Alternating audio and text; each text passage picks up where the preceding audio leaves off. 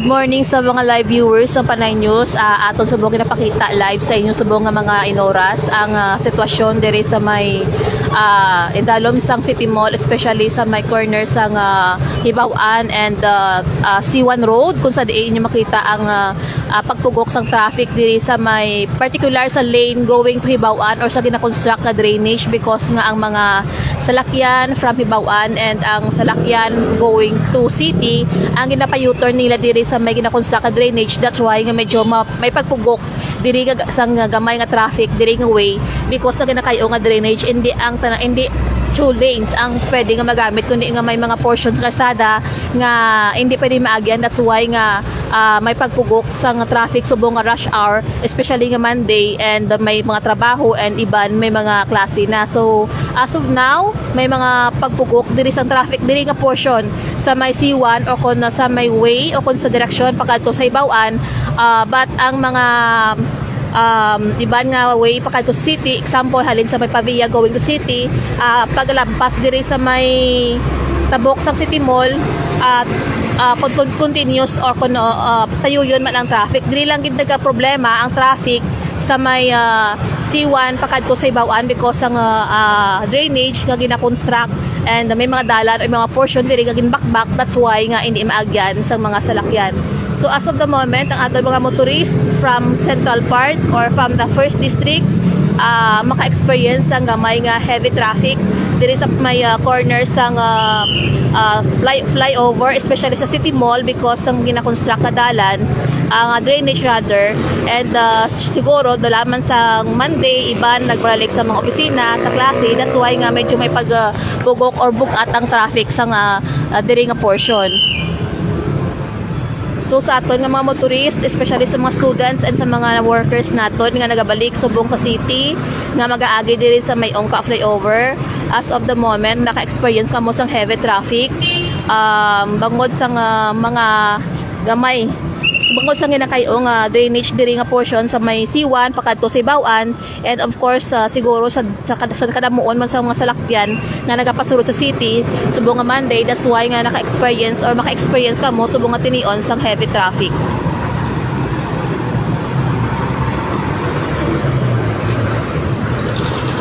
So inyo makita sa aton nga live yung mga members bandiri sang Philippine National Police nga nagabulig sa aton nga mga PSTMO or sa mga traffic enforcers ni siya sang Pavia and sang city nga naga-manage or naga-deliver sang traffic diri sa may corner sang Ongka flyover. So may mga police diri nga naga-guide sa aton nga mga motorist kung sa diin sila mag-aagi para nga makalikaw sa traffic. So inyo makita sa aton nga live nga may ara sang signages nga nagapahibalo sa public nga may total road closure sa tanan nga mga vehicles diri sa may Hibaw-an nga road pakadto sa may Hibaw-an flyover. Pero as of the moment ginbuksan nila maybe because nga matraffic ang traffic tama nakalawig or dito na dagat sa may unhan sa GT Mall. That's why nga ginbuksan nila diri sa may Hibaw-an nga road para siguro nga ma-lesser or ma-lessen ang traffic nga ginaagunto sa aton nga mga motorist from the First District or sa Central Town going sa my city proper. So inyo makita ang road signages nagahambal nga ang drainage construction ongoing and mag-start ang closure diri nga side sa ato ginapakita nga live. Kung tani mag-start ni siya ang closure from 5 AM to 5 PM kahapon pa. Pero as of the moment, as of now, makita nato ang ginbuksan nila temporary para nga makalusot ang mga salakyan nga gusto nga magpahibaw-an. Kaya kung hindi nila pagbuksan ni subong nga rush hour, possible nga mas magalawig pa ang traffic nga na-experience ang ato nga motorist today or sa subong nga Monday nga which is in-expect naton nga madamo sang students and workers ang magabalik from the province going to city. So inyo makita nga may gamay nga pagpugok sang traffic from time to time, but kung mag-go na inim or makahatag na go signal ang ato nga traffic aid nga mag-go ng salakyan going to city, nag-aawat-amat man siya buhin or tawhay man ang ato nga dalanon. Kahapon ato nakita diri nga ang ini nga portion sang kalsada ang totally closed na siya, sirado na siya kahapon kay ginumpisahan na bakbak ang drain ang pag-obra sang drainage diri inyo makita ari amo ni siya ang kalsada ang rason sang road closure kahapon nga mag-obra ang aton nga Department of Public Works and Highways sang drainage.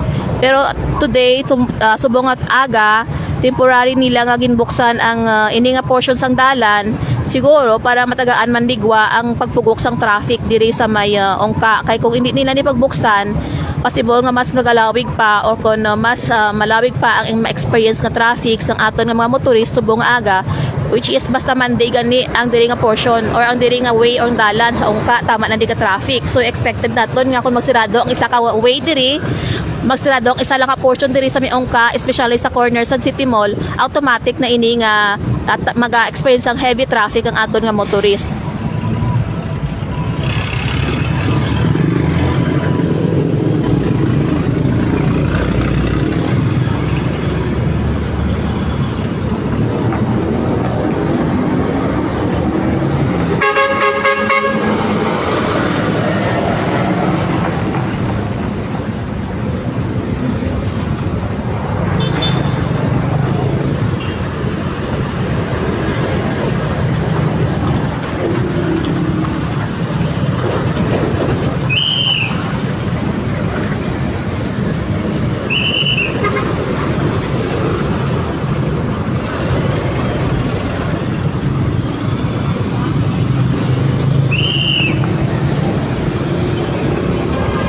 So manotice naton nga may mga salakyan from First Town or sa from the second district nga nagaagi dira sa may likod sang GT Mall, lapos diri sa may I think sa may railway pakato liwat balik diri sa City Mall. That's why nga ginbuksan siguro sang aton nga mga traffic enforcer ang ini nga lane para nga ma-accommodate ang mga salakyan nga nagaagi diri and para man siguro nga hindi mag-traffic. Kay kung gululungan hulat ang aton nga mga motorist sa direksyang dalan halin sa may City Mall going diri, mas magalawig ang traffic. That's why nga kung ma-notice naton may mga salakyan or may mga POJ nga nagaagi sa likod sang GT Mall, lapos diri sa may railway balik diri sa may crossing sang City Mall para nga makabalik sa ilang ruta, para ini siguro nga hindi sila maka-experience ng traffic. Kay kung ma-notice naton ang traffic nagapugok dira sa may from City Mall going sa GT Mall. So mahinay ang dalagan sa aton nga mga salakyan because ang sidi nga traffic.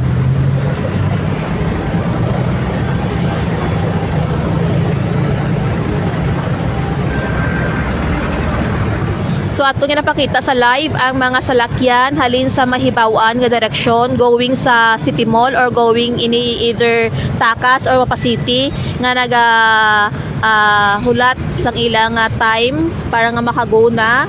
Kay kakahapon kung inyo ma-recall, nag-umpisa na ang road closure diri nga part sa hibawan nga direction or from Hibawan flyover going sa may intersection diri sa City Mall. Pero subong ginbuksan ini temporary, maybe temporary lang ini mo bukas kay tama gid ka traffic kakadamo sa salakyan nga nagasulod sa city. That's why nga ang road closure supposedly ma-take effect ini siya August 13 until August actually wala sang time kung until when, pero August 13 kahapon nag-start and magasugod 5 AM to 5 PM. Pero subong nga Monday August 14 na-notice nato nga ginbuksan ang ini nga road, ini nga way. It's because siguro nga para makater ang ato nga mga motorist kay kung hindi nila pagbuksan ini siya magapugok sobra-sobra gid ang pagbugok sa salakyan sa may main road naton or from GT Mall going sa Christ the King. Kung na-notice naton diri nga since ang ibuksan nila ang ini nga way, ang hibawan nga direksyon, mas nag-lessen or mas nag-lesser ang traffic and ang mga motorist may option na nga either mag-agi sa railway or either magdiretso diri sa may intersection sa City Mall kung gusto nila nga magkadto sa may Takas, so makadiretso diri sila sa may intersection sa City Mall. Pero kung gusto nila nga magpa city, pwede man sila nga mag-off sang way nga sa old railway pa dito na lang sila agi pa hindi maka-experience ang traffic diri sa may corner or sa may intersection sang City Mall.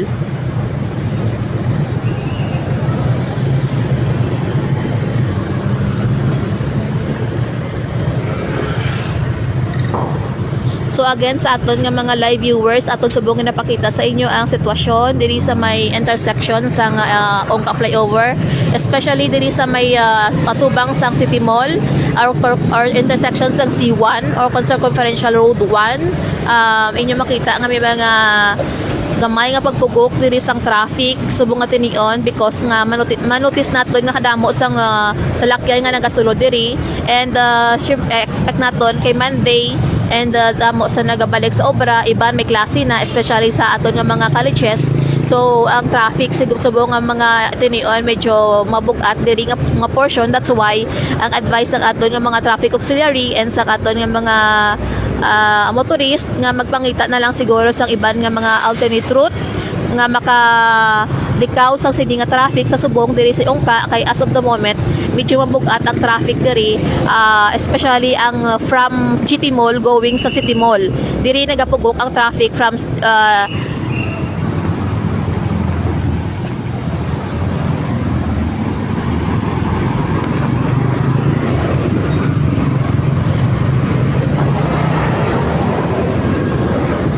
So dugay-dugay aton ipakita sa inyo ang traffic dira sa portion sang City Mall going to City Mall kay para makita ninyo ang heavy flow sang traffic.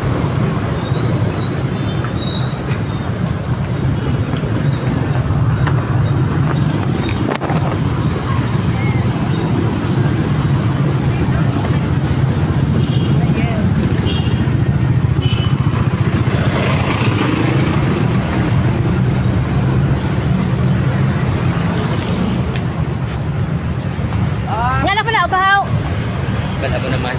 Basta flyover ako, gindi. Oo, Ah. sige, wait lang. So ato na kap. Okay. Sabi malit sa punta. Sige. So tinusubong nga mo tinion aton ginapakita ang sitwasyon di naman sa halin sa City Mall going sa GT Mall. So kita nagalakat-lakat para ipakita sa inyo ang malawig nga pagtugok ng salakyan diri sa may City Mall pa going sa GT Mall. Kay kaina sa aton live kita nagapakita sa sitwasyon sa may intersection in or sa may crossing. Subong naman ipakita naton ang traffic diri sa may GT Mall nga area kay diri mas nabatyagan ang pagtugok sa traffic because nga ang mga salakyan go from first district from second district or central town ang dirigid siya nagalabay especially nga highway diri nga part. So na experience gid diri ang pagbubok sa traffic ilabi na kay subong rush hour. So na experience ang aton mga motorist ang heavy traffic. So makita man nato nga damo sang auxiliary diri nga nagaman sang traffic pero it seems nga kay tungod nga Monday damo sang salakyan nga kadto sa city, kapasulod sa city, maka-experience ang aton mga motorist ang heavy traffic diri iban makita naton nga nagalakat na lang kung kay siguro tak-an na sila magulat sa traffic kay duay may paghulag ang iban naglikaw na lang diri nga area nag-agi sa likod sang GT Mall lapos sa may railway para makadiretso sa Christ the King sa likod sa Christ the King. Sige, punta na ako sa tulay. Sabi ko mali na. So sa aton mga motorist, especially ang nagaplano plus subong nga tinion nga magkadto sa city, nga mag-aagi diri sa may Ongka flyover, pangabay or mas may better nga option siguro magpakita kamo sa iban nga mga alternate route para nga hindi maka-experience ang heavy traffic diri sa may Ongka flyover. Kay as of the moment, madamo sa aton nga mga kakilala diri ang naglinakat lang gani para lang makalikaw sa traffic diri.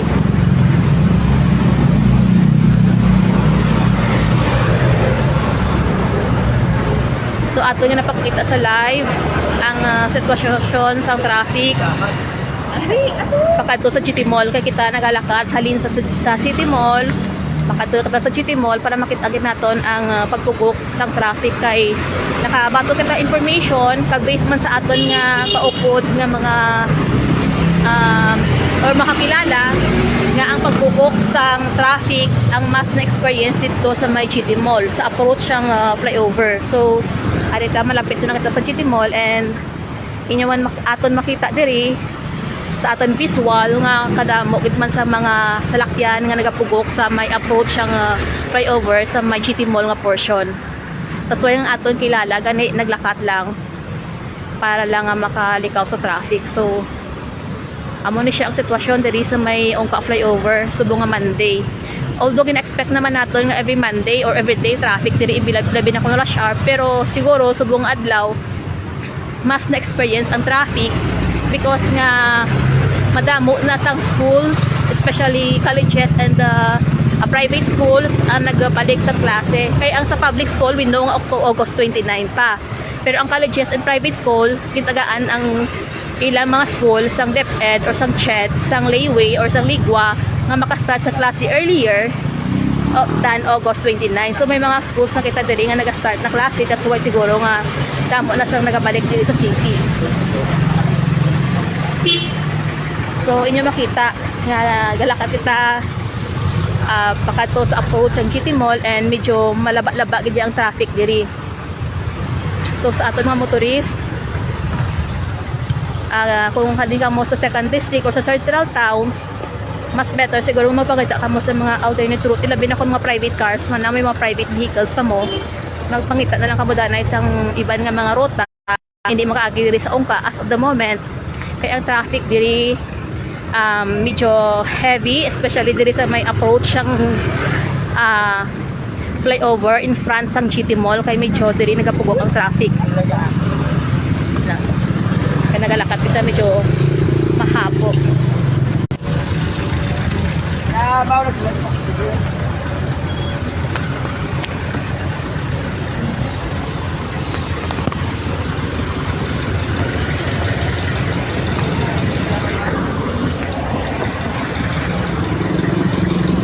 So sa aton mga live viewers, ini na ang approach ang GT Mall, which is diri naka-experience ng heavy traffic.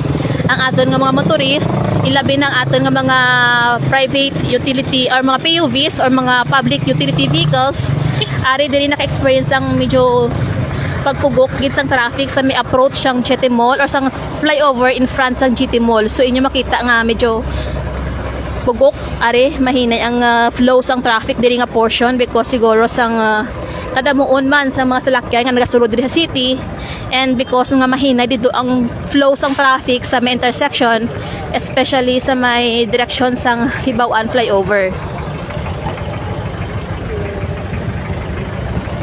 Ari diri inyo makita. So inyo makita sa live nga medyo ma-traffic diri, no. Ang mga salakyan wala paghulag as of the moment. Ari ay nakita diri sa may in front sa GT Mall. So ato ni pakita sa ibabaw, ari medyo sa mataas kita ka portion sang dalan naga live. So inyo makita ang malawig nga pila sa mga salakyan halin sa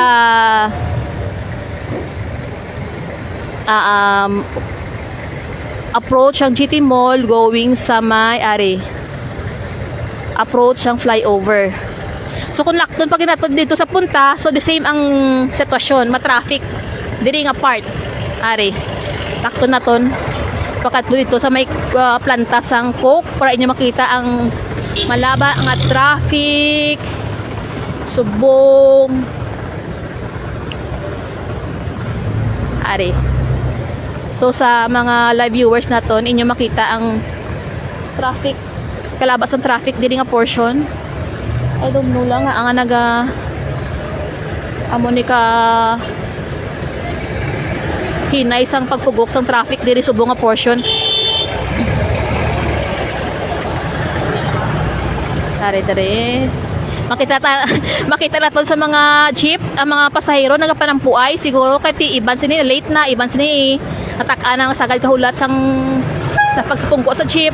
So maintindihan nato ng mga pasahero kung iban sa ila bad mood na aga pa kay ti sa traffic nga ila may experience, iban sini late na, iban sini dali nga makadto sa ilang obra or sa klase, tapos ang maasugatan nila diri sa may ungka amo ni ang katama kalaba nga traffic. So ato ginapakita sa inyo, nagalakat kita ari may mga tao diri nga nagalakat pero I think masakay ni sila sa Haro CPU or sa highway kay diri ang parkingan.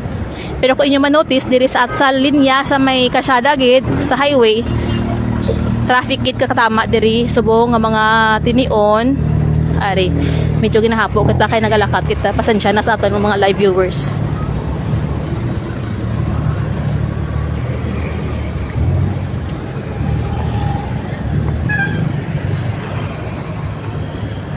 Ari Dito kita ma-standby sa waiting shed kay para makita ninyo kung ano ang sitwasyon. Kay grabe gid ya. Naglakad kita halin sa may City Mall, pakadto diri sa may plantasang Coke. So, ang traffic amo man gyapon, wala pag bag-o, wala pag improve ang sitwasyon. Ma-traffic gyapon. Ang traffic gid ya subong. Are.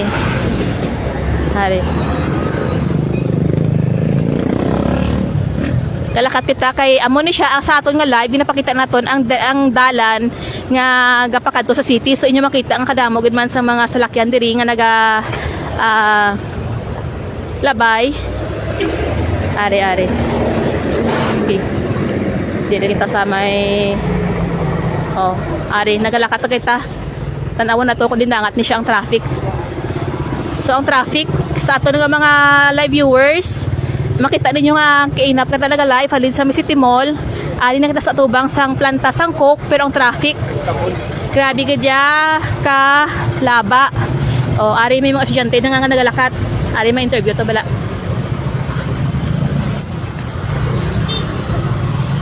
Ari. Mama yung aga, naglakat lang ka mo? Di ka mo nahalin lakat? IBC dapit? Traffic? Okay. Araw. Ariyo ang mga kauturan nato, especially mga mostly ni mga students nga nagdesisyon na lang nga maglakat kay traffic. Gid ang ilangan na agyan sa bungaga, that's why nga iban sa ila ang nagdesisyon na lang malakat para nga mas maka abot ang timpano sa ilang obra. Pero pag abot nila diri sa may City Mall, mahulat naman sila kay traffic gid. So ari. Grabe gid ang traffic subong kay tiyo nagailakat na may mga taga-doctors nga estudyante, may taga-ISAT, may taga-WIT. So mga colleges ni siya nga laban ng mga students ang nagalakat, iba nagadalagan na lang gani para nga makaabot sang ila guro klase kay subong 7 past 7 7:30 na guro. Ari. So sa aton nga mga viewers, aton nga napakita ang sitwasyon. Lapaw na kita sa may Coke dapit, traffic gyapon. So amo ni kalaba sang traffic subong nga aga. Ari, may interview to diwat bala. Sir, morning. Di ka ba mahalin, sir? Di ka mo nalakat? Okay.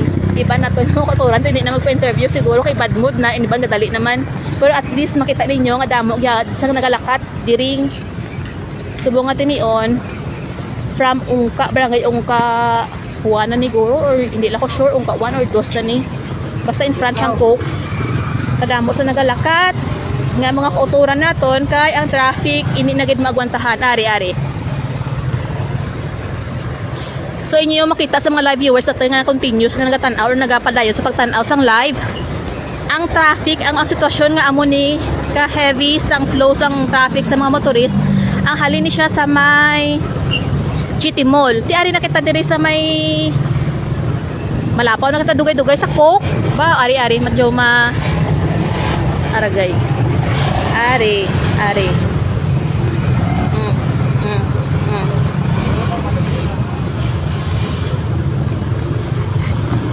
So kita man ninyo no, madamo gyud sa aton nga mga kulturan ang naglilakat na lang. Dunad-dumduman manakot ang sitwasyon sa una sang gin-open ang flyover, ginpersa nila open ang flyover para lang nga makasaka sa flyover no. So do amo-amo man ang sitwasyon, but mas better na lang subong siguro kay damo naman aware sa sitwasyon sa Ungka. So iban siguro nag-desisyon na lang ang mangita sang alternate route para nga hindi ma-traffic.